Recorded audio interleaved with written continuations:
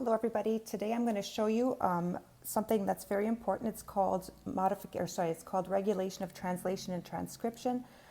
In other words, we don't always make all genes all the time because that would be really wasteful. So you are looking for pages 39 through to 41. Okay? 39 through to 41. And there is another one here. And you also are going to need page 44. Okay, in your booklets. So assemble those, put me on pause, and then come back. So I'm just going to set this up so it looks a little bit better for you guys. Sorry, guys. Okay, hopefully there we go. That's pretty good. Okay, so why do we need to regulate translation and transcription? We need to regulate them for the reason that I tell you all the time, is to conserve energy. So what am I saying? I'm saying that you're not going to copy all your genes all the time. We're not going to go through protein synthesis constantly for every gene because that would be wasteful. If you don't need a certain protein, you're not going to make it. Okay? So this is really similar to feedback inhibition that you learned about in the very first unit. All right? So conserving energy and resources. So we should not expend energy to produce substances that we don't need, that are not necessary. The other reason is differentiation, which seems very similar to this.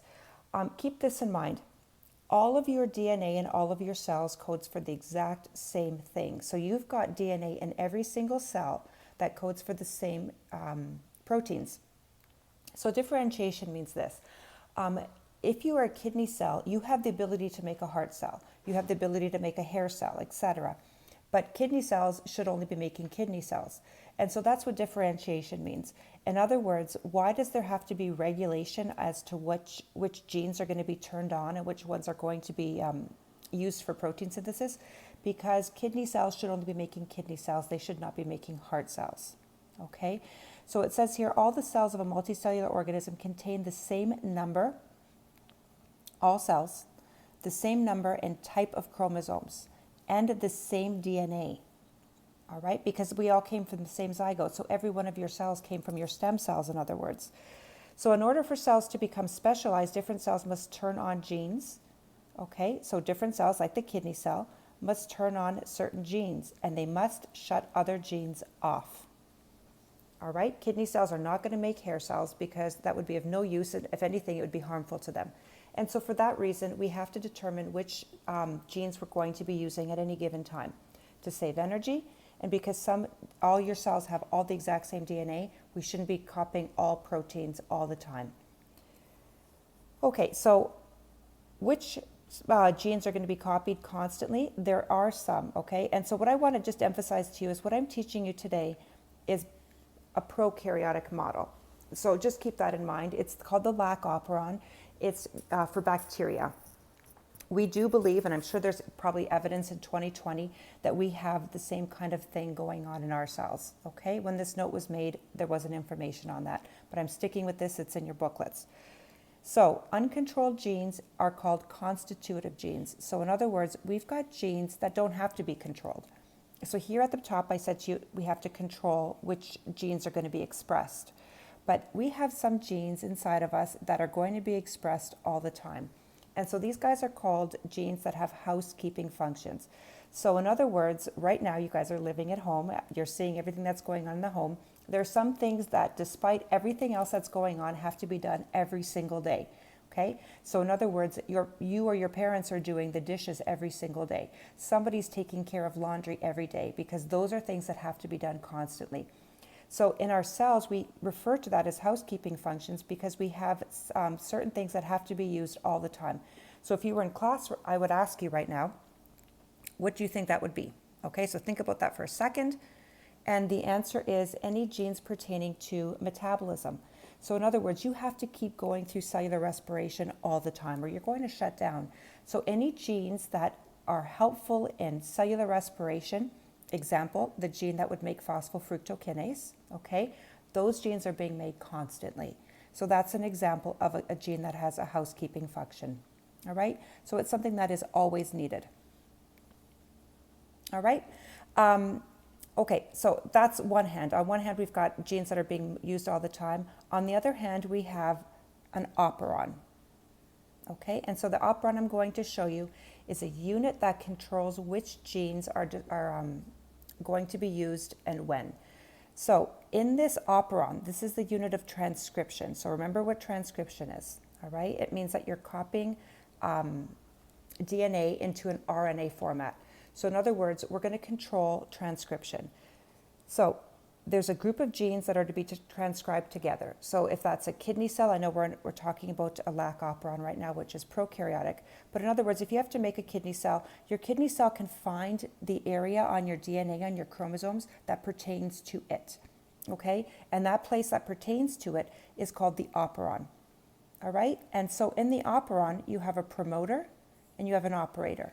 And if you're not understanding this and you're not understanding all the words, you're going to understand it with the diagram that I'm going to teach you in a moment, okay? So this is just background information. So the promoter binds RNA polymerase, okay? And the operator controls the binding of RNA polymerase to the promoter and regulates the progress of RNA polymerase onto the genes. The genes are the things that we're actually copying, all right? So that's your background note. If we flip over, we have the operant is also affected by the repressor and the inducer. So from chemistry, you know what a repressor is and what an inducer is. Okay, repressor is going to prevent a gene from being copied, and inducer is going to encourage it to be copied. But it's a slightly different scenario here. So a repressor binds to the operator and prevents the operant's genes from being transcribed. So like I said, that makes complete sense, okay? What does an inducer do? It binds to the repressor, okay? So an inducer binds to the repressor so that the repressor no longer works and it can't stop gene transcription. All right, this here, don't worry too much about. You're going to read this, okay? But I'm going to teach you that on this note now. So this is going to hopefully help you through exactly what I've just been talking to you about. All right, so here's the scenario, guys. We've got bacteria, okay? And if we're culturing bacteria, picture them in like a petri dish, okay? So we're culturing these bacteria in a petri dish and we're feeding them glucose. So if these bacteria, these E. coli bacteria, are being fed glucose, they don't need to make lactase. Lactase is the enzyme that takes apart lactose. So as long as you're feeding them glucose, they have no reason to turn on the gene to make lactase. Now, switch that up a little bit. One day you decide on a Friday that you're not going to feed them glucose because you're low in glucose. Let's give them some lactose. When you give them lactose, they realize that, their genes realize that, and then they turn on the gene to make lactase. So that's what this is going to be showing you, okay? So this was learned in bacteria. Don't worry about who learned it. It is on that page. What you need to do is understand that we can control which genes are being expressed if we need to do so. And we have evidence of that with E. coli, okay? And where did the evidence come from? What people were feeding the E. coli at the time. So if they're in a glucose-rich environment, they don't need to make the enzyme to destroy or take apart lactose, right? And then if you take away the glucose and you give them lactose, then they need that enzyme. So here is the lac operant. All right, I'm going to start down here at the bottom with the case, and this is important that you highlight this, if lactose is present, okay? So we've got these bacteria, they're sitting in a petri dish, and we're going to feed them some milk sugar, lactose, all right? So we've got lots and lots of lactose, and I probably should have picked a different color than RNA polymerase, but that's okay. All right, so this is lactose. All right, I'm indicating lactose. And the bacteria are fed lactose. So when the bacteria are fed lactose, to keep things simple, I'm going to pretend this is lactose. Now this allolactose, for those of you that are super keen, allolactose is a precursor to lactose. Okay, so it is related. You understand the term precursor. Don't worry about that. I'm not going to test you on the fact that it's a precursor. For most of you guys, we're just going to pretend this is lactose. Okay, so lactose is present, all right? And if there's lots and lots of lactose, what allolactose does, or we can just say lactose does, is it binds to this thing called a repressor. Okay, so this guy here is our repressor. What does a repressor do? It stops transcription from happening. But we've got a lactose-rich environment, all right? So lactose binds to the repressor becomes inactive. Notice it changes its shape, okay? So it's very bendy, in other words, okay? Here it was linear, now it's bended. And so the repressor is inactive, okay? So I'm going to use just another color to make that stand out. We have an inactive repressor. So in other words, the repressor can't work, all right? So if the repressor can't work, that means it can't bind. Now notice this area here, okay? That is the same shape as the repressor. So if there wasn't lactose present, the repressor would bind here, but the repressor is inactive. So what does that mean? This is what it means. Here are your genes to make, or the bacteria's genes to make lactose, okay? Or sorry, lactase, to make lactase. So we're going to say lac Z, lac Y, lac A, make lactase, okay? So these guys make lactase. What is lactase? You should know that by now. It's the enzyme that digests lactose. So if the bacteria is sitting in lactose, does it need to digest it? Absolutely. So therefore, we have to use these genes. These genes have to be on because we have to make lactase to digest lactose. So the repressor can no longer bind. It's completely inactive. And therefore, I've got my RNA polymerase here. I'll just make this stand out in blue because it didn't show up in the photocopy anymore. It's a great diagram, and I keep using it, but things are getting lost in the photocopying. So this is RNA polymerase, okay? This here, this blob. And if RNA polymerase comes in, it can go forward, okay? And when it goes forward, what does polymerase do? It transcribes, okay? So we're going to get transcription. And so when we get transcription, let's do this, transcription. When we get transcription, we get our mRNA. So need one more color here. I'm going to go with blue so that you can see mRNA is blue.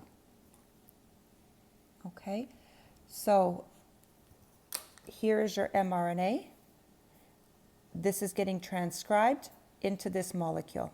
Okay, and so then we're making different enzymes, beta-galactosidase, permease, and transacetylase. Okay, all enzymes. What are these enzymes? They're used to digest lactose. And so that's what happens when you've got your lactose-rich environment. Okay, polymerase can go forward and transcription occurs. Now, let's look at the opposite. So if we have lactose absent, so now all of a sudden these bacteria are no longer in a lactose-rich environment. Okay, what does that mean? Okay, so if we look over here, I'm just going to use this color here to show you that this represents this area here. Okay, so this whole thing here, I haven't told you this, sorry. This whole thing is called the lac operon. Okay, so lac for lactase, and it's the operon. So this is the region that controls, it contains the genes and a control mechanism as to whether those genes are going to get transcribed. All right, this section here, 1, 2, 3, is called the promoter. Okay, so we've got, this is the promoter, and this is where the repressor would bind, but it's also part of the promoter. So just to keep things the same for you, and you can visualize this much better, I think if they're colored, okay? So orange is orange, green is green. Okay, so now we're taking the sugar out of that environment. We're going to give them glucose again. What happens if we get glucose? Okay, so this is your promoter, okay? These here are the genes that we need to transcribe to make lactase. So promoter is here. This here is a regulatory gene that I haven't dealt with yet. So what you need to know about this is this gene here makes the repressor. Okay, so makes the repressor.